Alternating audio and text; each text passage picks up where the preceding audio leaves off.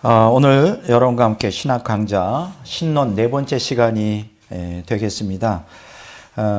우리가 첫째 시간에 우리 들어가는 말에서 종교다원주의와 영적 전쟁이라는 제목으로 이제 세 번에 걸쳐서 말씀을 나눴는데요.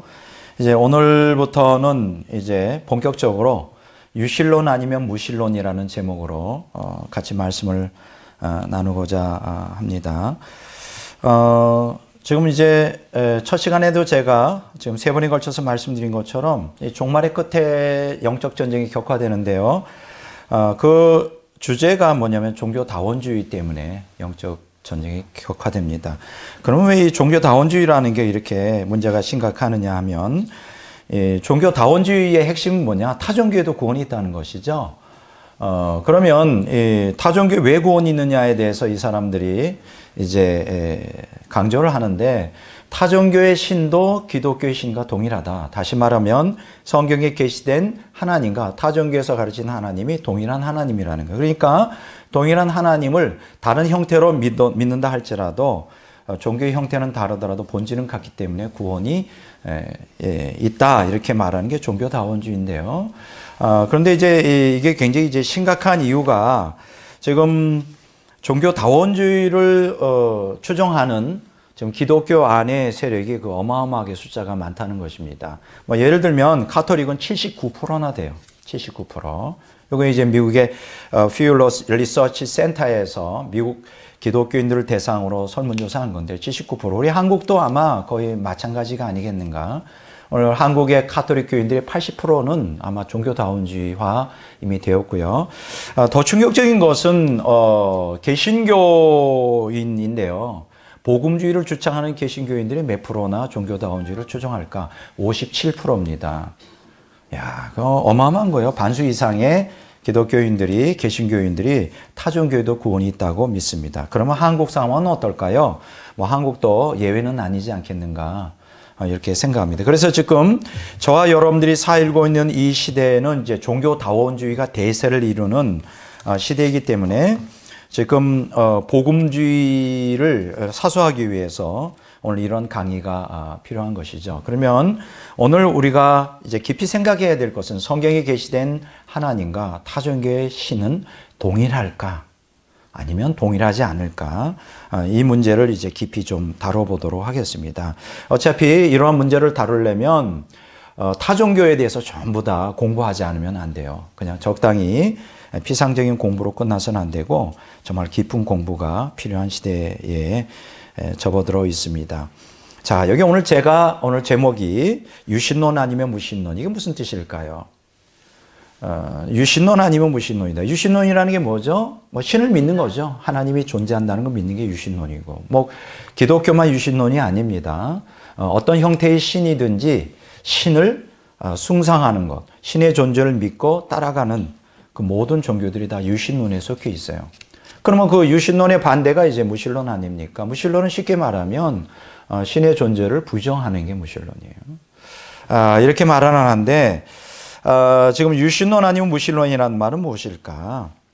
지금 신을 표방하는 많은 그 유신론자라 할지라도 궁극적으로 성경에 계시된 하나님이 아닌 그 타종교의 신은 다 가짜이기 때문에 결국은 무신론으로 귀결될 수밖에 없다라고 하는 거예요.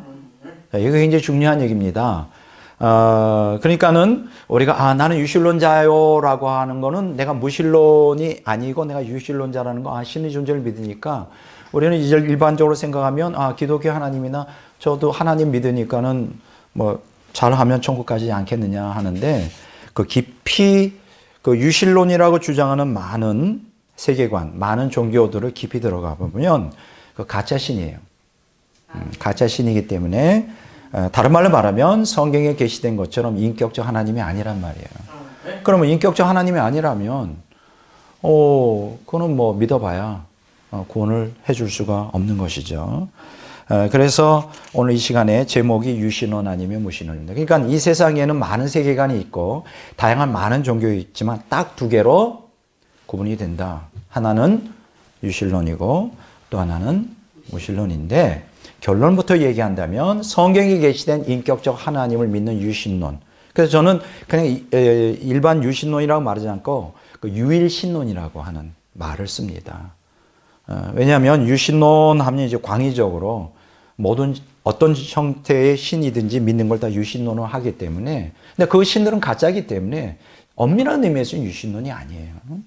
그래서 저는 유신론과 구별하기 위해서 유일신론이라는 단어를 써요. 물론 무신론에 대하여 어떤 대비되는 개념으로는 유신론이라는 단어를 가끔 쓰지만, 인격신론이라고 말하는 그 인격적 하나님, 우리와 인격적인 관계를 맺는 성경에 계시된 하나님, 그분만이 진짜 하나님이고 나머지는 다 가짜이기 때문에 저는 가능한 한 유신론이라는 단어를 쓰지 않습니다. 그런데 여기서 한 가지 이제 우리가 왜 그렇게 그러면 그 다른 종교들이 다 유신론을 표방하고, 그런데 왜 많은 사람들이 그 다른 종교를 믿을까? 그 이유가 있어요.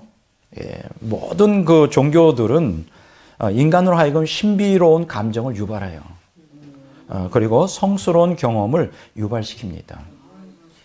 그러니까 여러분들이 다른 종교가 가짜라고 그래서 저것들은 가짜니까는 그 뭔가 인간을 끄는 뭔가 없을 거라고 착각하면 안 돼요. 제가 이제 오늘 이 강의 또 계속해서 강의가 이어지겠지만 모든 종교들은 굉장히 인간을 끄는 매력을 갖고 있습니다. 그들 나름대로 굉장히 신비스러운 감정을 유발합니다. 그리고 더 나아가서 어떤 신과의 접할 때 독특하게 경험하는 성스러운 경험, 성스러운 경험들을 모든 종교들을 다 나름대로 갖고 있어요. 그런 어떤 매력이 있기 때문에 사실은 사람들을 끌거든요.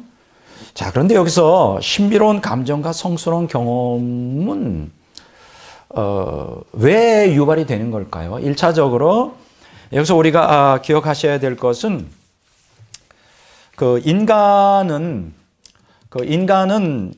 영적인 존재예요. 그러니까 인간이 이제 두 구분되어 있는데요. 하나는 영적인 존재로서 하나님의 형상을 닮은 그러한 영적인 존재이고요. 두 번째로는 육적인 존재예요. 그래서 육체를 갖고 있기 때문에 어떤 인간의 욕망이 있는 것인데, 이러한 종교적 감정은 어디서 유발되느냐? 영적인 데에서 나오는 것입니다. 영적인 데. 종교라고 하는 것은 영적인 것을 우리에게 제공해 주기 때문에 인간이 종교를 믿는 것이거든요. 그래서 인간이 영적인 존재이기 때문에 영혼을 갖고 있고, 이러한 특히 종교 체험에 있어서는 이러한 신비로운 감정과 성스러운 경험들을 유발한다. 이렇게 그 유발이 하나님으로부터 올 수 있고요. 두 번째는 마귀로부터 올 수가 있는 것입니다. 더 나아가서는 인간 스스로가 영적인 존재이기 때문에 스스로도 종교적 감흥을 스스로 만들어낼 수가 있어요. 그것이 어떤 형태이든 신비로운 감정과 성스러운 경험이 종교가 우리에게 채워주기 때문에 많은 사람들이 거짓 종교이지만 그걸 따라가고 있는 것입니다. 제가 이 시간에 이 전문적인 종교 학자들에 대한 이야기는 제가 여기서 하고 싶지는 않아요. 그러나 좀 간단하게 이런 학자들은 한 사람의 사상에 대해서 사실 일생을 배워야 돼요. 근데 내가 볼 때는 일생 그렇게 투자할 만한 가치가 없고, 이 시간에 한 두세 줄로 딱 한 사람씩 제가 좀 간단하게 설명해서 그 종교 학자들은 종교를 어떻게 이해하고 있는가, 이런 것들은 기본 상식으로 여러분들이 알아두면 좋겠고요. 3대 종교 학자로 불리는 분들이 있습니다. 첫째는 칼 융이에요. 들어보셨을 거예요. 칼 융. 두 번째는 엘리아데라고 하는 사람입니다. 굉장히 유명한 사람이에요. 종교학 대가 하면 미르치아 엘리아데. 이거 모르면 정말 이쪽 세계에서는 정말 무식한 것이죠. 세 번째 아주 중요한 학자가 있는데, 이 사람은 심리학자인데 조셉 캠벨이라고 하는 사람이에요. 자, 이렇게 이 세 사람이, 그러니까 칼 융, 또 미르치 엘리아데, 조셉 캠벨, 이 세 사람이 이제 3대 종교 학자로 불립니다. 그러면 이 사람들은 종교를 어떻게 의식하느냐? 이 칼 융 같은 경우에 인간 의식은 어디서 나옵니까? 생각에서 나오잖아요. 인간의 생각의 내면에 무의식, 마음이 있다는 거예요. 근데 이 무의식들이 한꺼번에 여러 사람들의 무의식, 마음이 한꺼번에 모이면 이제 잠재의식이 된다는 것이죠. 예, 잠재의식이 되는데 이걸 이제 집단 잠재의식이라고 말하는데 이러한 잠재의식은 이제 집단적으로 그들 인간의 고대로부터 내려오는 신화적인 전통이 있어요. 그 나라마다 다 신화가 있거든요. 그 신화의 원형을 형성한다는 거예요. 그러니까 인간의 집단 무의식이 다 한꺼번에 모여주면 그 민족의 신화를 형성하는데 신화의 원형 이미지 집합체를 집단 무의식이라 그러는데 이게 바로 그 신적 개념이다. 여러분들은 몰라도 돼요. 이게 무슨 얘기냐? 몰라도 돼요. 그러나 지금 우리가 들어보면 참 너무나 정말 어이가 없는 얘기인데 그러니까 인간의 집단 의식이 다 모이면 각 민족마다 신화가 있는데 그 신화의 원형이 있다는 거예요. 그게 바로 신이라는 거죠. 그 신적 개념이라는 거예요. 그래서 결국은 이제 우리 기독교에서는 인격적 하나님을 믿지만 이 집단 무의식에서 나온 그 신화의 원형이 이제 종교를 형성하는데 이게 바로 이제 성스러운 존재로서 인간에게 종교심을 체험을 유발한다는 거예요. 뭐 그럴듯하죠. 근데 재밌는 것은 저 같은 경우는 참 이게 참 무식하고 그래서 제가 깨닫게 되는 것은 세상에 이 사람들은 다 천재들이거든요. 학문에. 그리고 인류 역사에 아주 지대한 사상의 영향을 끼친 사람이에요. 그러나 이제 성경을 깊이 알고 신학을 제가 깊이 연구하다 보니까 이 사람들의 이 사상이 얼마나 어리석은 것인가, 무지한 것인가, 이제 그것을 알게 되는 것입니다. 참 말도 안 되는 소리죠. 말도 안 되는 소리인데, 근데 재밌는 것은 이러한 칼 융의 이론에 근거하여 종교학자 미르치아 엘리아데라는 사람이 또 심리학자 조세 캠벨이 똑같이 그 사람의 사상을 답습해서 종교적 경험의 근원을 고대 신화적 요소에서 이제 발견하는 거죠. 신화적 요소는 뭐라고 말하냐? 종교 현상이라고 표현하는 거예요. 근데 그렇잖아요, 여러분. 신화 이렇게 보면 약간 좀 종교 색채가 짙죠, 그죠? 그러니까 종교적인 색채가 짙은 거는 뭐 틀림없어요. 그래서 그걸 갖다가 실생활에 신화적인 그런 원형을 실생활에 적용할 때 이제 성스러움이라는 게 뭐 형성된다. 그래서 우리가 저 인간성을 회복하려면 어떻게 했냐? 신화로 영원한 신화로 회귀해야 된다. 뭐 이런 얘기야. 다시 돌아가야 된다. 고향, 거기가 우리 인간의 마음의 정신의 고향. 그게 바로 종교다. 그게 신화가. 여러분 어떻습니까? 들어보면 야, 개똥철학이네. 나도 그 이상은 아는데 이게 이제 세상 사람과 우리 믿는 사람의 차이죠. 그러니까 여러분 어떻게 생각하세요? 신화라고 하는 것은 어떻게 형성될까요? 이게 인간에게 종교를 유발하는 것일까요? 사실은 인간의 종교적 본성은 인간의 영적인 존재이기 때문에요. 인간 마음속에는 자기 영혼을 초월하고자 하는 마음이 있어요. 근데 또 인간은 또 다른 영혼만이 아니라 육체를 갖고 있잖아요. 타락한 본성을 갖고 있어서 또 짐승처럼 살고 싶어요. 그래서 여러분들이 그리스나 로마 신화를 보면 두 가지 양면이 표출되어 있어요. 인간을보다 더 뛰어난 초탈적인 신앙, 초탈적인 개념을 추구하는 마음과 또 짐승처럼 살고자 하는 이 양면성이 이제 그리스 로마 신화에 이제 자주 나오는데요. 어쨌든 이러한 신화라고 하는 것은 인간의 이 양면성을 통하여 반영된 공상과 망상에 불과한 거예요. 뭐 칼 융이다, 뭐 엘리아데다, 뭐 조세 캠벨이다, 뭐 거창하게 학자들이 얘기했지만 다 개똥철학이고 뭐 이런 것들은 의미가 없고요.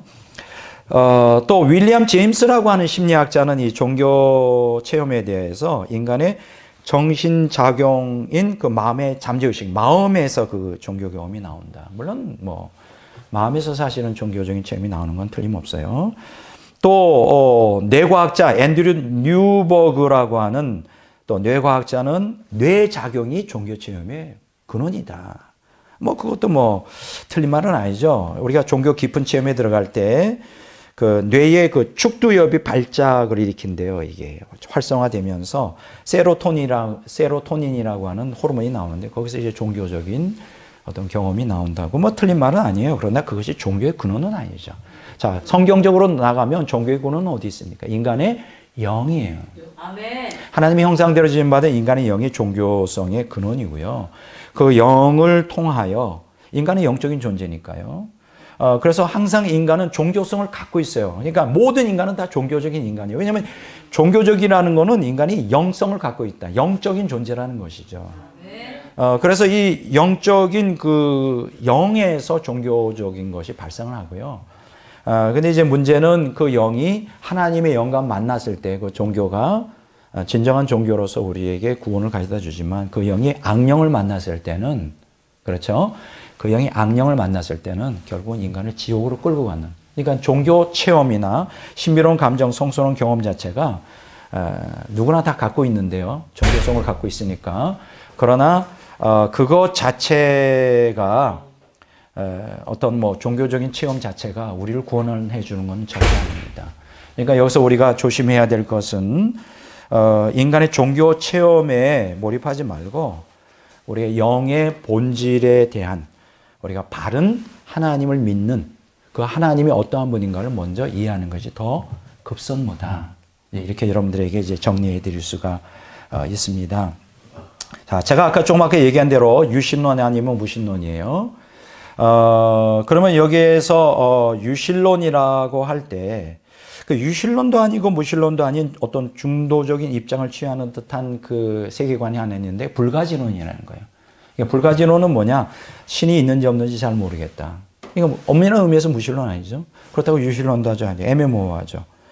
또 그런데 자 그러면 다른 그 세계관은 또 유신론이냐? 뭐 예를 들어서 다신론도 있잖아요. 다신론은 뭡니까? 여러 그 신들을 믿는 것입니다. 여러 신들을 믿는. 그리고 범신론은 뭡니까? 쉽게 얘기하면 범신론이라는 것은 모든 자연이 곧 신이라는 거죠. 우리가 자연이 신이라고 하는 개념. 이신론은 뭐예요? 이게 이제 18세기 계몽주의 시대에 이제 많이 유행되었던 것이었는데 이 신론은 뭐냐면 신이 조물주가 온 우주 만물을 만들었지만 만들어 놓고 창조해 놓고 이 세상을 떠났다. 그래서 우리의 운명이나 이 세상은 인간이 도덕성을 가지고 이성을 가지고 운영해 나가야 된다. 결국 뭐예요? 이 신론은 신의 존재를 믿지만 결국 그 신은 나하고 아무 관계가 없는 거예요. 그래서 다신론은 뭐예요? 신을 여럿을 믿는데 그 신들이 다 어떤 신이냐? 자연을 신격화한 거, 인간을 신격화한 거. 자연이나 신은 인간은 신이 아니잖아요. 하나님 만든 이 우주가 신입니까? 아니죠. 그냥 무신론이죠. 범신론은 자연을 신으로 믿는데 자연이 신이 아니잖아요. 우주가 신이 아니잖아요. 무신론이죠. 이 신론은 조물주를 인정하지만 그 신이 온 우주 만물을 만들고 영원히 떠났다는 거예요. 그래서 이걸 갖다가 신학자들은 뭐라 그러냐? 화석화된 신관이다. 이름뿐이라 이거예요. 그건 무신론이죠. 결국 유신론임을 자처하는 다신론이나 범신론, 이신론은 인격적 하나님의 신을 부정하기 때문에 결국은 무엇으로 귀결되느냐? 무신론으로 귀결되고 만다. 무슨 얘기인지 아시겠죠? 예. 자, 그러니까 인간이 왜 그러면 이렇게 성경에 계신 하나님을 거부하면서도 무신론자가 되는 걸 인간이 두려워하느냐. 그 이유가 있어요. 인간은 원래 하나님의 존재 자체를 부인할 수가 없는 존재예요. 무신론자가 된다는 게 불가능하다고요. 왜냐하면 하나님 만들었기 때문에. 본성적으로 인간은 다 유신론자일 수밖에 없는. 그러면 굉장히 그 무신론자가 된다는 게 굉장히 마음의 부담이 되잖아요. 왜냐하면 하나님의 존재를 부인해버리면 인간 존재 기반이 완전히 붕괴되고 말아요. 이게 이제 실존주의 철학자들이 간파해낸 거예요. 신의 부재는 결국 무엇으로 귀결된다? 인간의 부재로 귀결되고 마는 것이죠. 그래서 그 데이빗 레빈이라고 하는 철학자가 이런 얘기했어요. 모더니즘은 신의 죽음을 계획했다. 하지만 포스트 모더니즘은 하나님이 죽었다는 개념을 유지하며 자아의 죽음도 계획했다. 이게 이제 오늘날 포스트 모던 시대에 아주 중요한 슬로건이 되는 거죠. 신의 존재를 부정하면 결국 누굴 부인하는 거예요? 인간의 존재를 부인하게 돼요. 이게 실존주의 철학에서 하는 얘기예요. 사르트르나 뭐 그들이 다 무신론 실존주의 철학자지만 그것을 인정할 수밖에 없는 것이란 말이죠. 자, 그러면 인간이 취할 수 있는 게 어떻겠죠? 성경에 계시된 유일신은 하나님을 믿자니 내 욕망대로 살고 싶은데 잠깐 하지 말라 그러지. 싫고.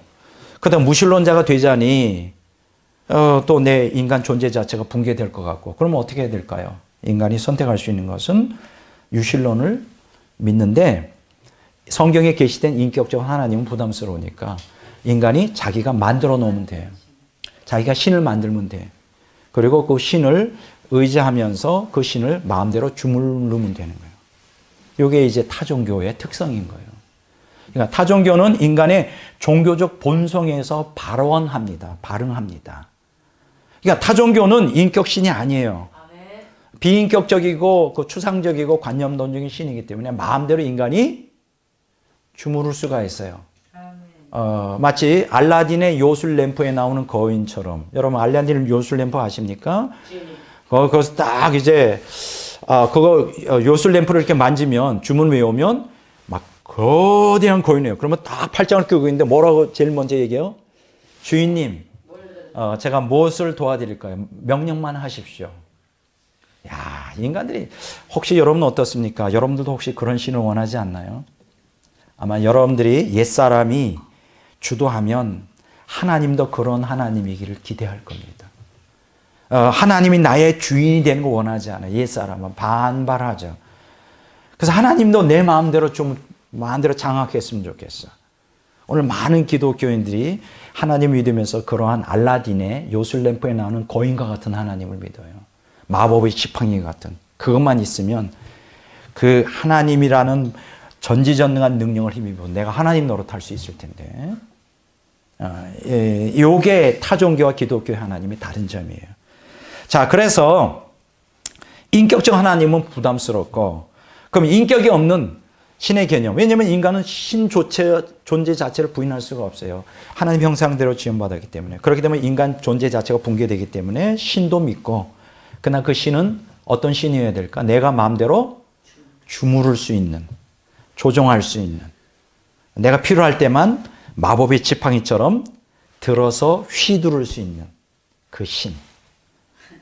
그게 이제 인간의 타락한 본성이 원하는 거죠. 그러다 보니까 어떻게 만들어내냐? 애매모호한 유사유실론을 만들어내는 거예요. 인간이 원해요, 그거를. 애매모호한 유사유실론. 한번 따라서 할까요? 애매모호한 유사유실론. 바로 성경에 계시된 하나님이 아닌, 성경에 계시된 유대교와 기독교를 제외한 모든 종교는 인간이 이러한 그 종교적 탐욕, 다른 말로 말하면 애매모호한 유사유실론. 그러면 애매모호한 유사유실론은 뭐로 귀결될까요? 그 인격성을 결여하고 있기 때문에 결국은 모두가 다 유실론이라고 주장하지만 결국은 결과론적으로 무신론으로 귀결되고 만다. 그러니까 이 세상엔 딱 두 개밖에 없어요. 인격적인 하나님을 주장하는 유실론 아니면 다른 유실론을 주장한다 할지라도 그건 가짜이기 때문에 궁극적으로는 다 무신론이다. 자, 그러면 제가 질문하겠습니다. 무신론 믿으면 천국 갈 수 있을까요? 구원받을 수 있을까요? 아니, 하나님이 안 계신데. 못 가죠. 그러니까 지금 오늘 대다수의 많은 종교인들이 속고 있는 거예요. 속고 있는 거예요. 애매모호한 유사유실론에 안주하여 그리고 애매모호한 유사유실론도 일단 신을 인정하잖아요. 그러니까 신을 부정하지 않는다고 착각을 해요, 자기가. 나는 신을 믿어요. 신을 믿어요. 착각해요. 그리고 또 한 가지 캄프라시가 되는 게 뭐냐. 애매모호한 유사유실론 믿는 사람들의 특징은 죽음 이후에 하나님의 진노와 지옥의 형벌에 직면해야 되는 공포를 망각하고 살아요. 나는 신을 믿으니까 지옥은 안 갈 거야. 그 안에 끊임없이 양심을 통하여 그에게 그 진노의 하나님, 죄에 대한 그 죄책을 일으키고 심판을 행하는 진노의 하나님에 대한 그 양심의 가책을 무마시켜버려요. 이 애매모호한 유사유실론. 왜냐하면 종교성 때문에. 이해가 되죠? 오늘날 많은 이 세상의 모든 종교인들이 다 그런 애매모호한 유사유실론 속에 자기가 안주하면서 나는 신을 부정하지 않은 무신론자가 아니라 유실론자다. 두 번째는 나는 죽어서도 지옥과 하나님의 진노나 지옥에 안 간다. 왜냐하면 나는 신을 믿으니까. 그리고 내 나름대로 공적을 쌓고 있으니까. 뭐 이렇게 양심껏 살고 있으니까. 이런 잘못된 개념. 이것을 지금 마귀는 그걸 극대적으로 이용하고 있는 것이죠. 예. 저는 그래서 이러한 마귀의 흉계를 타파하기 위해서 오늘 이 강의를 통하여 저와 여러분들이 유신론 아니면 무신론이다. 그럼 모든 제가 뭐 유일신론, 무신론, 불가지론, 다신론, 범신론, 이신론, 그 외에 범죄신론, 뭐 여러 세계관, 그리고 모든 타종교에 대하여 중요 타종교를 다 다루면서 왜 그 종교들이 가짜일 수밖에 없는가를 제가 반증해 낼 것입니다. 그래서 제가 교회하는 게 뭐냐? 딱 한 가지예요. 성경에 계시는 인격적 하나님을 믿고 그분께 순종하며 그분을 주인으로 모시고 살다가 천국 가든지, 아니면 인격적 하나님이 부담스럽고 내 욕망대로 살 수가 없으니까 내 뜻대로 살다가 지옥 가든지 양자 택일할 수 있도록 기회를 제공해 주고 싶은 것이죠. 예. 그것이 이제 우리가 신론을 공부하는 궁극적인 목적이 되겠습니다. 여호수아서 24장 14절 15절에 보면 뭐 안 찾으셔도 돼요.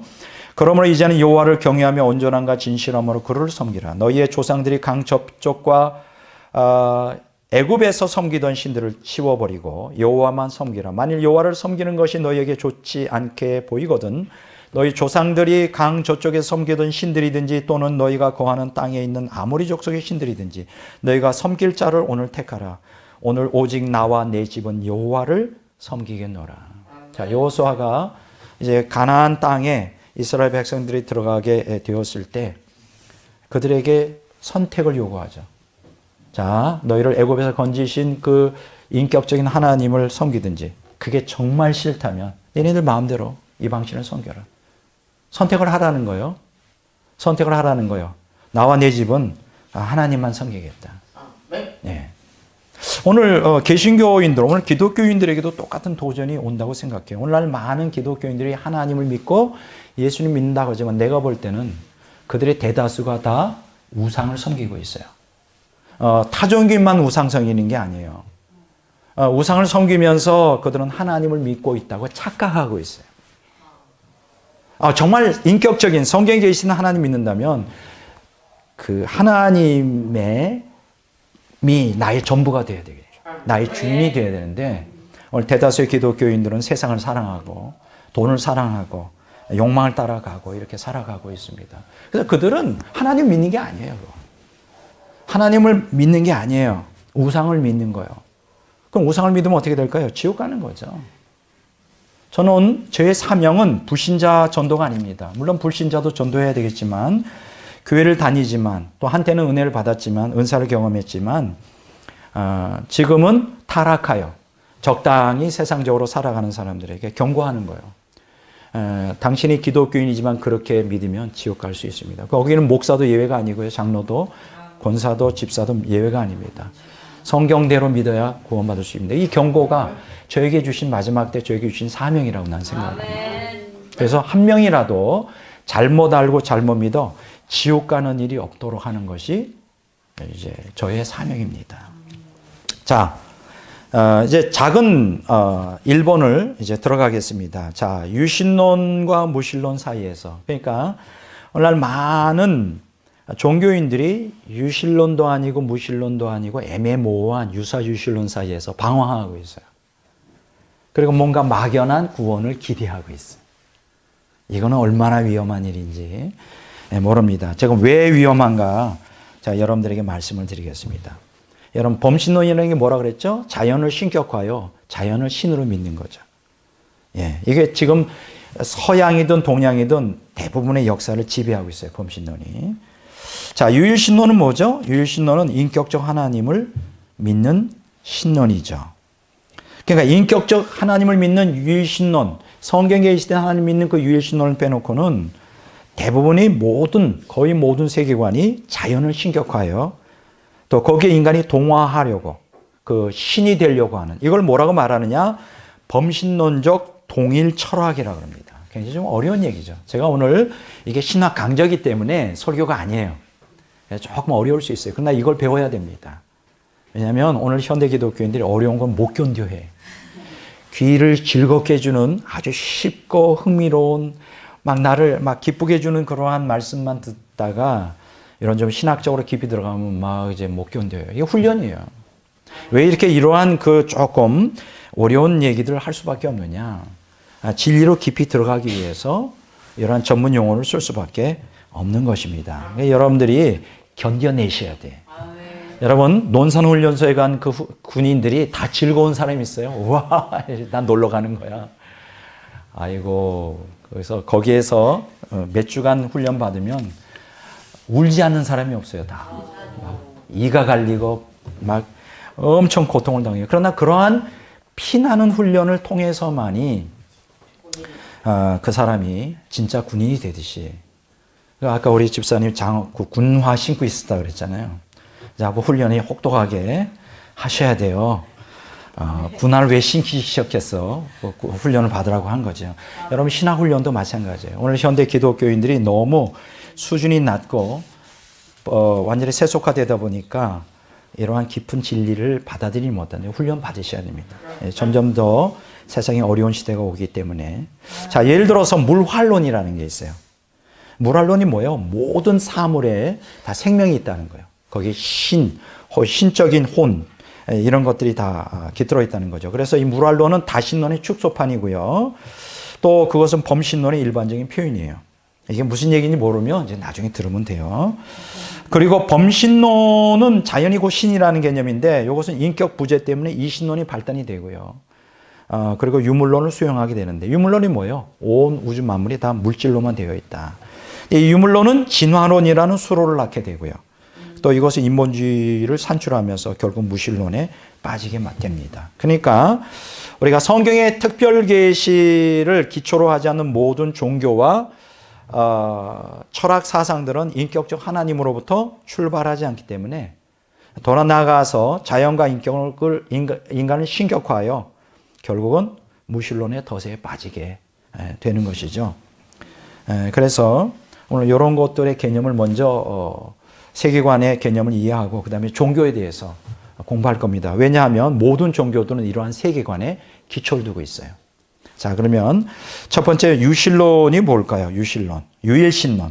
자, 유일신론을 배워보겠습니다. 이제 모노디즘이라 그러는데 이게 뭐냐면 인격적 한 하나님이 계시다는 걸 믿는 거예요. 그게 뭐라고요? 유일신론이라고 합니다. 유일신론. 자, 인격적 하나님을 인정하는 거예요. 다른 말로 말하면 우주 만물을 창조하고 주관하시며 섭리하고 우리와 인간과 인격적 관계를 맺는 오직 유일한 한 하나님, 이런 하나님을 믿는 게 유일신론이에요. 자, 그래서 이 유일신론을 우리가 뭐라고 말하냐? 인격신론이라고 합니다. 따라서 할까요? 인격신론. 인격신론. 인격을 지니고 계시니까요. 성경에 계시는 하나님은 인격신론이에요. 인격적으로 우리와 관계를 맺을 수 있는 하나님이죠. 자, 그러면 인격신론을 믿는 유일신론은 대표적인 종교가 뭐죠? 두 가지죠. 구약을 중심으로 유대교가 있고요. 두 번째 신약을 중심으로 기독교가 있습니다. 자, 십계명 중 제일 중요한 1계명이 뭐라고 나오죠? 너희는 나 외에 다른 신을 섬기지 마라. 이게 인격신론이죠. 왜냐하면 그 한 분은 하나님이고 성경에 계시된 하나님만이 진정한 하나님과 다른 신들은 그 가짜이기 때문에 섬기지 말라는 거예요. 네. 자, 그러면 여기서 한 가지 질문이 생깁니다. 무슨 질문이냐? 많은 사람들이 오해하고 있는데, 자, 이슬람교도 유일신론을 표방하지 않나요? 많은 기독교인들이 여기서 이제 막 헷갈리기 시작합니다. 이슬람교를 보면 그들도 유일신 알라를 믿는다 그래요. 그래서 이슬람교도들이 이제 기독교인들이 접근할 때 이렇게 접근합니다. 당신들이 성경에 계시된 하나님 믿죠? 그 하나님과 우리는 동일한 하나님이에요.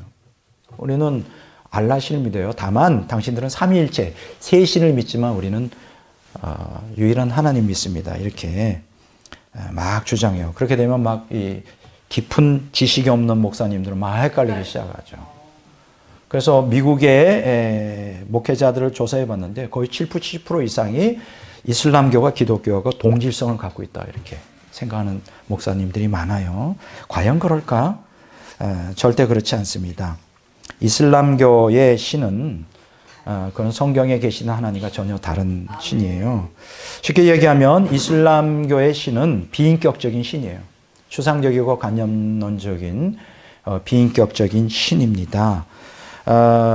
인격이 없어요. 인격이 없다고. 착각하지 마세요. 이슬람의 알라가 성경에 계시된 하나님과 동일한 분이라고 생각하면 안 돼요. 인격이 없고요. 20세기 가장 저명한 이슬람 선교사 사무엘 주웨모라고 하는 분이 이슬람의 알라와 기독교의 하나님이 완전히 opposite이라는 단어를 써요. 대립되고 있다. 전혀 다른 신이라는 거예요. 그분은 이슬람의 알라는 부성과 사랑이 없다고 그랬어요. 우리 기독교는 아버지로서의 하나님의 개념이 있는데 부성이 없어요. 아주 냉혹한 신 개념만 있고 아주 철저히 복종만을 요구하고 사랑이 없어요. 네. 이런 신 개념입니다. 그리고 더 나아가서 이제 나중에 우리가 이슬람에 대해서 공부하겠지만 이슬람의 알라는 이제 쿠라이시 부족의 달신이에요. 루나 디티라 그래요. 달신. 다른 말로 말하면 초승달이에요. 그때 당시에 초승달을 믿는 그 종교가 이슬람 종교예요. 전혀 다릅니다. 자, 그러면 여기서 유대교는 특별 계시를 통해 세워졌죠. 기독교도 그렇고 이슬람은 거짓 계시를 통하여 세워졌어요. 그걸 어떻게 아나요? 그러면 어떻게 알아요? 성경에 계시된 하나님은 특별 계시이고 이슬람의 계시는 거짓 계시인 걸 어떻게 합니까? 만약 이슬람의 그 메시지를 전해준 그 천사가 가브리엘 천사라고 그들은 믿고 있거든요. 그러면 성경에 가브리엘 천사가 나오잖아요. 그럼 같은 가브리엘 천사라면 이슬람이 기독교를 대적하거나 성경을 배척해서는 안 되죠. 그러나 이슬람 교도들은 기독교를 배척하고 성경을 다 믿질 않아요. 부분만 취하고. 그건 가짜죠. 그건 가브리엘 천사가 아니죠. 예. 그래서 이런 것들을 우리가 이해할 수 있고, 그러면 또 한 가지 이제 우리가 질문이 되는 게 구약의 유대교는 유일신론을 믿잖아요. 우리 신약의 기독교는 삼위일체적 유일신론을 믿잖아요. 거기 좀 차이가 있잖아요. 뭐 이런 문제도 얘기하려면 시간이 많기 때문에 그냥 넘어가긴 하는데 이 문제는 계시의 점진성이라는 개념을 이해하면 됩니다. 유대교인들은 철저히 유일신 개념이고요. 기독교인들은 철저히 삼위일체적 유일신론 개념인데 그게 다른 게 아니고요. 계시의 점진성 속에서 이미 구약의 삼위일체적 하나님에 대한 계시가 다 완성이 됐지만 그들이 이해를 못한 거예요. 그러니까 신약의 성도들은 삼위일체적 유일신론을 통하여 구원받지만 유대교는 그럼 유일신론을 통해 구원받냐? 아니에요. 그들도 삼위일체적 유일신론을 통하여 구원을 받습니다. 이제 여기에 자세한 내용은 이 짧은 시간에 다 말씀을 드릴 수가 없기 때문에 다음에 기독론, 성령론, 그 다음에 삼위일체론 할 때 좀 더 본질적으로 이 문제를 다뤄보도록 이렇게 하겠습니다. 어쨌든 자 정리를 하면요. 이사야서 43장 10절에서 11절에 보면 내 앞에 다른 신은 없다 이렇게 말했어요. 여기서 다른 신은 누굽니까? 타종교의 신을 얘기해요. 그건 다른 신은 없습니다. 내 뒤에도 다른 신이 없을 것이다. 그건 뭐예요? 오직 성경에 계시된 하나님만이 참 하나님이고 그 외에 모든 기타 다른 종교의 신은 다 가짜다. 이렇게 여러분들이 이해하시면 됩니다. 나만이 여호와 세계의 주인이요 역사의 지배자이며 나밖에는 다른 구원자가 없다. 현대어 성경이 이렇게 나오고요. 이사야서 45장 5절에 보면 이런 얘기가 있어요. 내가 야훼다. 누가 또 있느냐. 야훼 하나님밖에 하나님이 없다는 거예요. 나밖에 다른 신은 없다. 이제 공동 번역에서 이렇게 얘기를 합니다. 자, 제가 이제 지금까지 유일신론에 대해서 배웠고요. 두 번째는 무할론에 대해서 조금 얘기를 하겠습니다. 이게 무할론이 뭐죠? 애니미즘이라 그러는데 이걸 이제 영어로 보면 이걸 분석해 보면 source in all ism이에요. 이게 무슨 얘기냐면 모든 만물 하나하나에 혼이 있다는 거예요. 영이 깃들어 있다는 거예요. 신이 깃들어 있다는 거예요. 그걸 물활론이라 그래요. 어떤 물체에 생명이 다 깃들어져 있다. 이게 물활론이에요. 요거는 이제 다신론이나 범신론의 하나의 또 축소적인 개념이죠. 우리 한국 조상들도 그런 물활론을 갖고 있었죠. 뭐 예를 들면 어떻게 됩니까? 옛날에 선앙당이라는 게 있었어요. 그렇죠? 왜 그 선앙당을 지나갈 때 왜 거기다 뭐 애를 낳게 달라고 뭐 절을 하거나 왜 그럴까요? 거기에 뭐가 있다고 생각하는 거예요? 뭔가 어떤 영적인 자기보다 큰 힘을 갖고 신적인 존재가 있다는 거죠. 뭐 예를 들면 뭐 큰 뭐 천년된 느티나무 같은 데서 제사도 드리고 하잖아요. 그거 다 물활론이에요. 거기에 뭔가 영들, 강력한 신적인 존재가 깃들어 있다. 이제 이러한 물활론은 뭐 그런 것만 아니라 달이나 별들, 산천초목, 불, 바람, 벼락, 폭풍우, 계절 이런 것들이 다 이제 신적인 그 힘을 갖고 있다. 이렇게 얘기합니다. 그래서 이걸 뭐라고 말하느냐? 자연 종교라고 그래요. 자, 뭐라고요? 자연 종교. 그러니까 자연의 사물을 숭배한다 그래서 자연 종교인데 이걸 이제 다른 말로 말하면 정령 숭배 사상이라 이렇게 말합니다. 이제 언어학자 유진 니다라고 하는 사람이 이 물활론에 대하여 몇 가지로 이렇게 특징을 분석을 했어요. 첫째, 이 물활론은 인간과 인간의 몸을 자연의 한 부분으로 본다. 자, 둘째, 물활론은 물질의 초자연적인 영과 힘이 깃들어 있다고 본다. 셋째, 물활론은 부적이나 마술을 통해서 그 영들과 힘을 통제하고 조종할 수 있다고 본다. 야, 요게 이제 여기서 이제 문제가 생기는 거죠. 신적인 존재들이 다 있는데 그걸 누가 통제할 수 있다? 부적이나 마술을 통하여 뭐 지성을 드린다거나 뭐 그러면 그걸 통제할 수가 있다는 거예요. 결국은 주체가 누가 되는 거예요? 내가 되는 거죠. 다 여러분 보세요. 성경에 계시는 하나님이 아닌 다른 모든 종교는 결국은 신을 숭배하지만 결국 주체가 누구예요? 나고 궁극적인 목적이 뭐예요? 내 행복과 부경화를 행복과 성공을 위한 수단으로 써요. 모든 종교가 똑같습니다. 이제 앞으로 공부하면 알겠지만 힌두교든 불교든 유교든 뭐 도교든 이슬람이든 성경의 인격적인 하나님이 아닌 다른 모든 종교의 궁극적인 목적은 그걸 이용하여 내 욕망을 채우는 도구로 쓴다. 근데 여기서 우리가 조심해야 될 게 있어요. 그러면 기독교인은 안 그럴까? 기독교인들 안 그럴까? 똑같습니다. 그러니까는 오늘날 많은 기독교인들이 타 종교인들이 그 종교를 믿는 것과 동일한 방식으로 기독교를 믿는 사람들이 많아요. 그렇게 해서 그렇게 믿어도 구원받고 그렇게 믿어도 복을 받을 수 있다고 생각을 해요.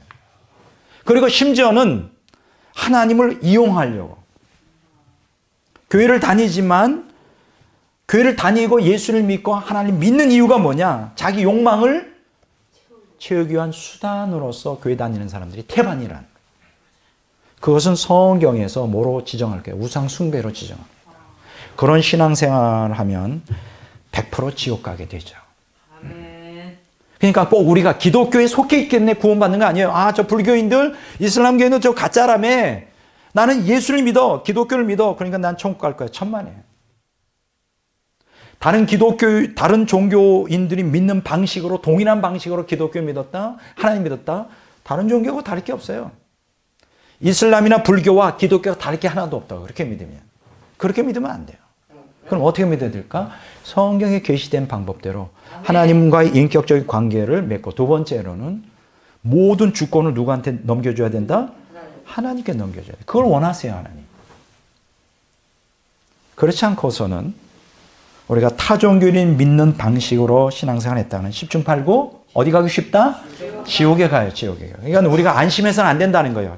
교회 다닌다 그래서 안심해서는 안 된다는 거예요. 대다수 기독교인들이 불교도나 이슬람교도처럼 신앙생활, 그들보다도 못해, 사실은.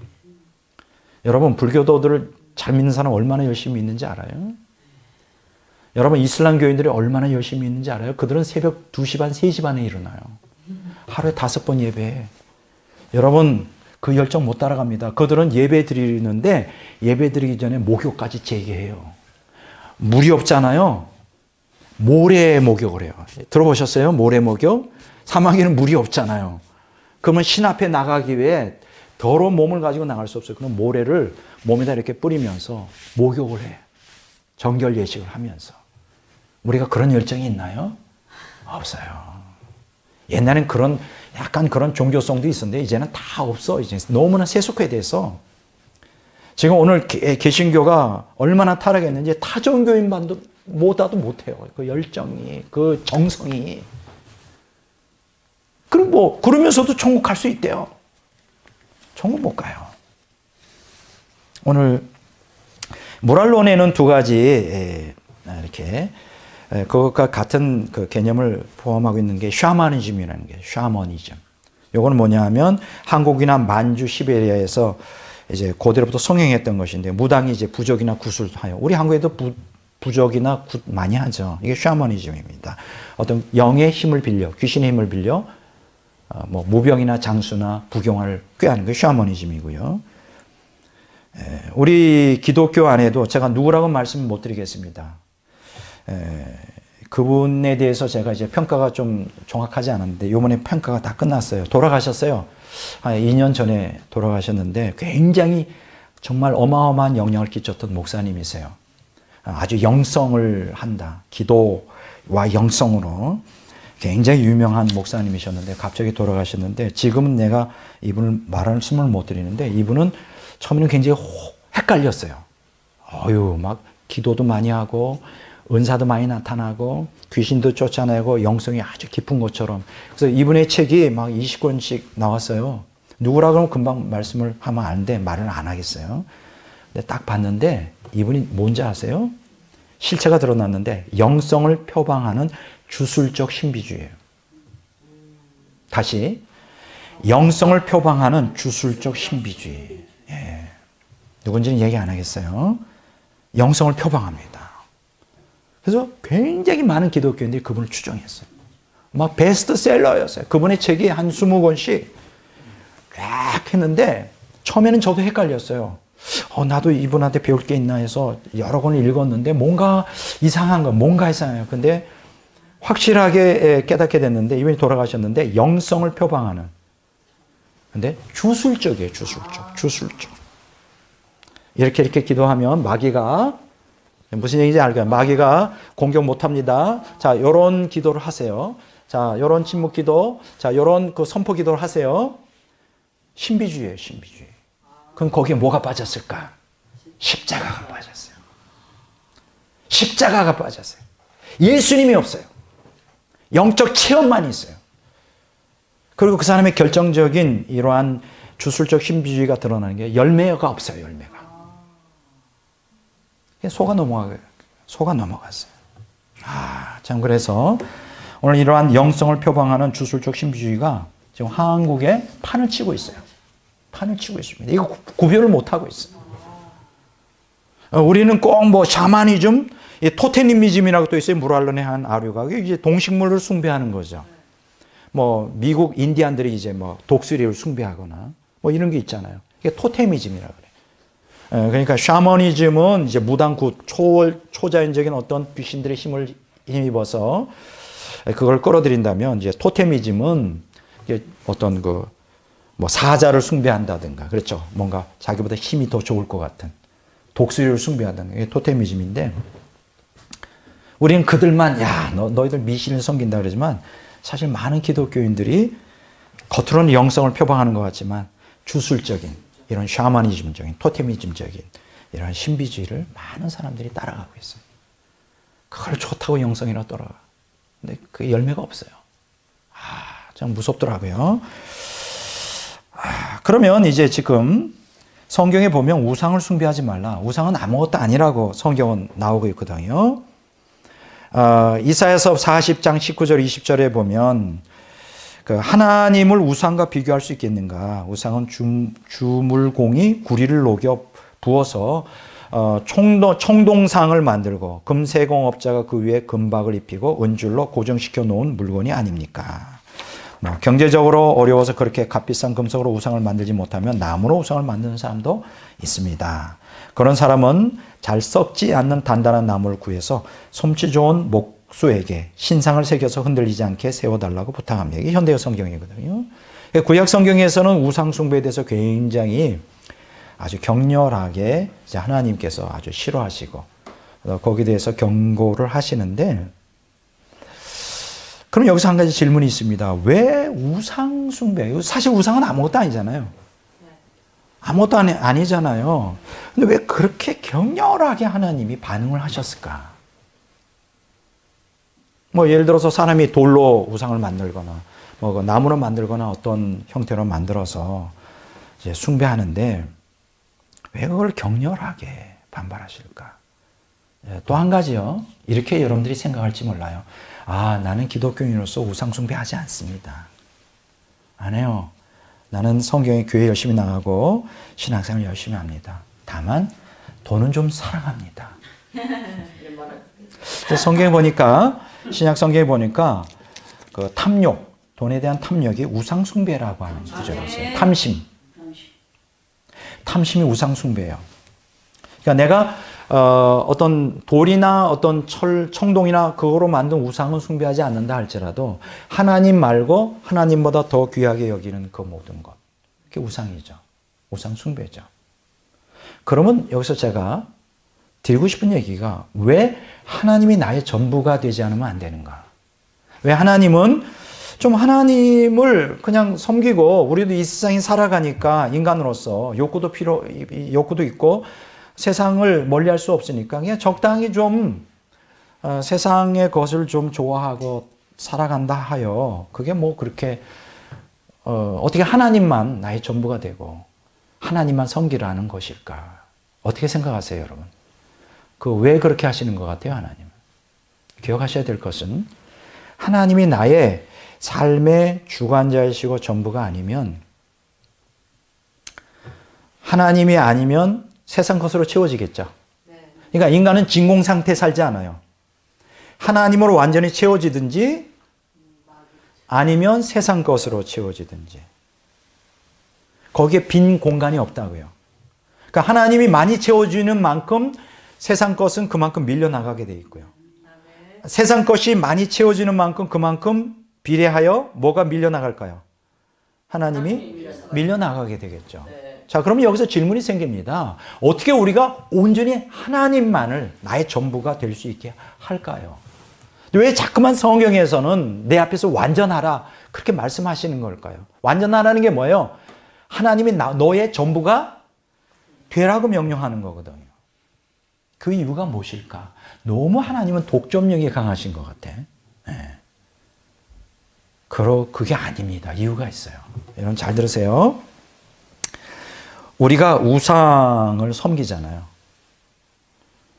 그러면 우상을 섬기는 강도에 따라 누가 지배하느냐? 귀신이 지배해버려요.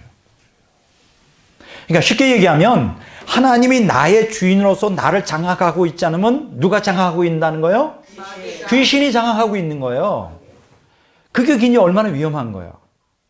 그래서 귀신을 섬기지 말라는 거예요. 조금이라도 하나님이 아닌 다른 세상 것, 그것이 내 마음을 점령하고 있으면 그 점령한 것을 발판 삼아 누가 들어와요? 귀신이 지배해버려요. 거기서 끝나지 않아요. 귀신의 지배력은 계속 그것을 우리가 허용하면 점점 확장되게 되어 있어요. 독버섯이 퍼지듯이. 그래서 우리는 끊임없이 뭘 해야 돼요? 영적 투쟁을 해야 돼요. 영적 투쟁이 뭐예요, 핵심이? 하나님이 나의 전부가 되도록 하는 거예요. 전부가 되지 못하게 하는 것들을 대항하여 싸우는 게 영적 투쟁이에요. 무슨 뭐 나가서 무슨 뭐 칼을 들고 총을 들고 실제로 싸우라는 게 아니에요. 영적 전쟁의 가장 격렬한 건 내 마음에서 일어나고 있다는 거예요. 내 마음은 끊임없이 전쟁터라고요. 하나님이 장악하느냐 마귀가 장악하느냐 둘 중에 하나야. 둘 중에 하나만 존재합니다. 천국 아니면 지옥 둘 중에 하나지. 아, 천국 들어가려니 너무 좀 힘들 것 같고 지옥은 너무 뜨거울 것 같고 나는 중간 갈래요. 중간. 아, 나는 한 대도 싫어. 나는 10대도 싫어. 나는 온 대가 좋아. 세상에는 온 대가 존재하지만 영의 세계에서는 천국 아니면 지옥이에요. 하나님 아니면 마귀요. 둘 중에 하나를 택해야지 하나님만 섬기기는 너무 내가 욕망을 또 이거 다 부인하는 게 괴롭잖아요. 십자가의 좁은 길이. 또 마귀만 따라가자니 그것도 좀 안 좋아. 그럼 내가 양쪽을 반반씩 섬기리라 그게 안 되게 돼 있어요. 자, 왜 우리가 우상 숭배를 하면 안 되느냐? 귀신이 그만큼 장악하기 때문에. 우리가 신중하게 우리가 여기 분별해야 될 문제는 우상이라고 하는 사물 자체. 어떤 초자연적인 힘이나 어떤 그런 것들이 없어요. 사실 그냥 물건일 뿐이죠. 그렇죠? 그래서 성경에 보면 여러 번에 걸쳐서 나무나 돌이 같은 거 장인의 손으로 조각하여 뭐 금을 입히거나 뭐 동이나 철을 거푸집에 부어 만든 우상은 그건 헛것이고 아무것도 아니라 그랬어요. 아무것도 아니에요.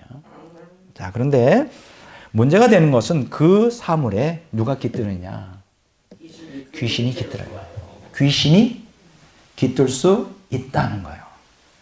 그 우상을 섬기는 강도만큼 그 사물에 누가 깃든다? 귀신이 깃들어요. 그래서 문제가 돼요. 사물 자체는 아무것도 아니에요. 그런데 사물 배후에 거기에 귀신이 깃든다고요. 그래서 성경에서는 그 우상 숭배를 엄격하게 금하고 있는 거예요. 우상이 신이라 질투해서 그러는 게 아니라 우상을 섬기면 누가 깃들어요? 귀신이 깃들고 그 우상을 섬기는 만큼 귀신의 지배를 받으니까 우리에게 결국은 재앙이 오니까 우리를 위하여 섬기지 말라는 거지. 뭐 하나님이 마음이 좀 쓰러워 질투하시는 하나님 우리가 인간처럼 질투하는 줄 아세요? 아니라는 거죠. 우리를 위해서 그렇게 하는 거예요. 우리를 사랑하고 우리가 보호받기 위해서 하나님이 전부가 아니면 우리가 세상을 사랑하고 물질을 사랑하고 이렇게 이러한 그 타협적인 신앙을 가지면 반드시 마귀가 여기에 발판 삼아 결국은 우리를 완전히 점령하여 지옥으로 끌고 가요. 그것을 우려해서 하지 말라는 거예요. 자, 성경에 보세요. 자, 시편 106편. 자, 요거는 한번 좀 찾아보겠습니다. 한 두세 구절 읽고 오늘 강의를 여기서 좀 정리하려고 하는데요. 시편 106편 37절에서 38절 보겠습니다.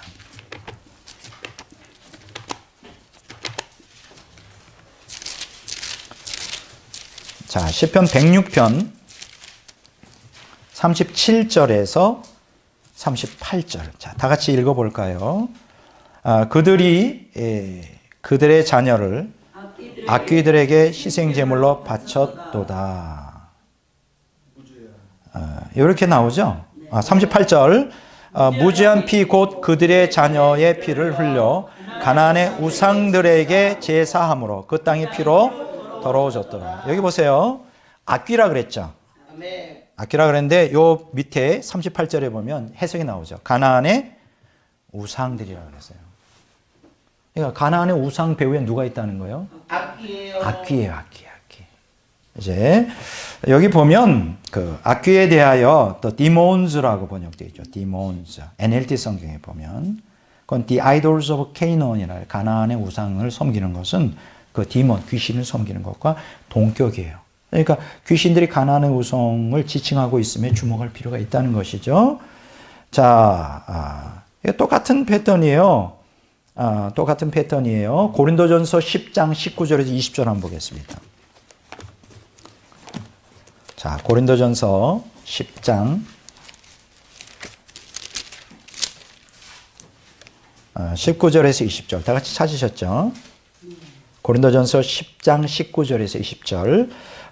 그런즉 내가 무엇을 말하느냐? 우상의 제물은 무엇이며 우상은 무엇이냐? 무릇 이방인이 제사하는 것은 귀신에게 하는 것이요 하나님께 제사하는 것이 아니니 나는 너희가 귀신과 교제하는 자 되기를 원하지 아니하노라. 자, 보세요. 여기 우상이잖아요. 우상 숭배에 대해서 나오죠. 근데 이거 우상에게 제사하는 게 그 20절에 보면 누구한테 제사하는 거예요? 귀신이에요. 귀신. 우상과 귀신이 연결되어 있단 말이에요. 굉장히 무서운 얘기입니다. 자, 우상에게 제사하고 그 제물을 먹는 것은 귀신과 교제하는 거예요. 여러분, 이 귀신과 교제한다는 게 뭐냐 하면 헬라어로 코이노누스라고 그래요. 코이노노스의 원형 코이노노스는 인격적 교류에 참여하는 자를 가리키는 거고요. 인격적 교류란 상대방의 사상과 행동을 수용하여 결국 그 대상과 운명 공동체가 되겠다는 연합의 의미가 내포되어 있어요. 그러니까 내가 우상을 숭배하게 되면요, 그 우상과 하나가 되겠다는 결단이에요. 무섭죠? 우리가 우상을 숭배하면 하나님을 떠나서 그 우상의 편에 서겠다는 결단이에요. 그냥 단순한 우상 숭배 개념이 아니라고요. 이거는 똑같이 기독교인들에게 오늘날 적용이 돼요. 오늘 우리가 돌이나 나무로 된 우상 숭배하지 않지만 우리 안에 하나님이 아닌 다른 세상 것을 탐욕을 부리고 세상 것을 사랑한다면 그게 우상이에요. 그러면 그 우상을 틈타 누가 역사한다고요? 귀신이 역사하고 귀신과 동류가 돼버려요. 그러니까 제가 계속 얘기하는 게 하나님이 나의 전부가 돼야 된다는 거예요. 전부가 될 때까지 피눈물 흘리는 투쟁을 해야 된다는 거예요. 끊임없이 그 투쟁을 하며 십자가의 좁은 길로 가지 않는 사람들은 한때 은혜를 받고 한때 은사를 크게 경험했어도 그 안에 있는 우상 때문에, 탐욕 때문에, 그 탐욕으로 인해 틈타고 들어온 귀신들의 역사 때문에, 강력한 그 안에 지은 그 아성 때문에 결국 타락하여 지옥에 갈 수 있는 거예요. 지옥에 가요. 가능성이 아니라 100% 갑니다. 기독교인 신앙생활은 이렇게 쉬운 거 아니에요. 자, 요한계시록 9장 20절 요 한 절만 읽고 이제 끝내고자 합니다. 요한계시록 9장 20절. 자, 다 같이 읽겠습니다.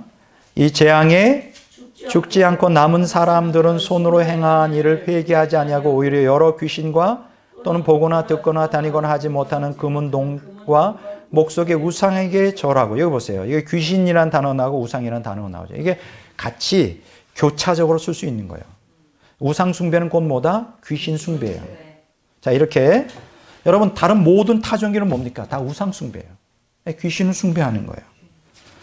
귀신을 숭배하는 것입니다. 그래서 무로할론이나 범신론, 다신론은 다 유신론을 표방하지만 결국은 무엇으로 귀결돼요? 귀신 숭배로 귀결되기 때문에 우리는 이것을 뭐라고 말하느냐? 다귀론이라 그래요. 다귀론. 여러 신들, 귀신들을 섬긴다. 다귀론 혹은 잡신론이라 그래요. 아주 잡된, 막 그냥 잡된 신들을 섬긴다. 잡신론. 다귀론 혹은 잡신론이라 그럽니다. 그러니까 성경에 일시된 인격적 하나님을 믿는 신앙 아니고선 다른 모든 타 종교는 다귀론, 귀신 섬기는 거예요. 그리고 잡신론입니다. 결국은 지옥 가는 거죠. 이것이 이제 우리가 오늘 여러분들에게 드리는 말씀이고, 기독교인이라 할지라도 우상을 숭배하면 어떻게 되느냐? 스바냐서 1장 5절 6절에 보면 그냥 읽겠습니다. NLT 성경을 제가 번역한 거예요. 지붕 위에 올라가 태양과 달과 별들에게 절하는 자들, 하나님을 따른다고 하면서도 몰렉에게 예배하는 자들을 내가 지금 모조리 없애버리겠다. 무슨 얘기죠? 하나님을 따른다고 하면서도 몰렉에게 우상을 예배하는 자. 오늘 기독교인 안에 이런 사람들이 얼마나 많아요. 하나님을 믿어요. 따라요. 그러나 또한 다른 우상들을 섬겨요. 세상을 사랑해. 물질을 너무 사랑해. 타락한 본성대로 쾌락을 너무 사랑해. 욕망대로 살아. 옛사람이 욕망대로 살아. 어떻게 될까요? 다 지옥 갑니다. 거기서 빨리 돌이켜야 돼요. 빨리 회개해야 돼요. 지금 회개할 기회가 많이 남지 않았어요. 7년 대환란이 다가오고 있는데 7년 대환란이 되면 끝납니다. 구원의 기회가, 이방인들 향한 구원의 기회가 끝나는데 그 전에 빨리 돌이켜야 돼요. 살기 위해서. 살기 위해서, 천국 가기 위해서. 저는 천국 가는 게 제일 중요해요.